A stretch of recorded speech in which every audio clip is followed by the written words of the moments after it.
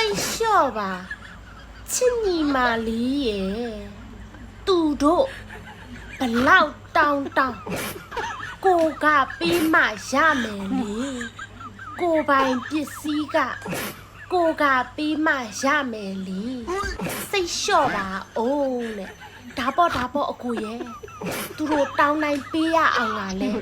မုတ်ပြက်တက်လက်ကြီးမှာမဟုတ်တာအမေပေးထားတဲ့အမွေတစ်ခွက်ကလေးတေချာလေးတော့တိမ့်ထားရမယ်အကိုကြီးနော်ဒီကိုမန့်ကခေါ်တီးအောင်မယ်ဆိုရဲပို့အောင်ကိုလာမှတ်ထားတာပေါ့နော်အဲ့တော့သူတို့တောင်းနိုင်ပေးရအောင်ကလည်းမုတ်ပြက်တက်လက်ကြီးမဟုတ်ဘူးအကိုကြီးနော်ရှော့ထားတယ်နော်သူတို့ဘာတွေပဲမှတ်နော်ညီမရင်ထဲမှာ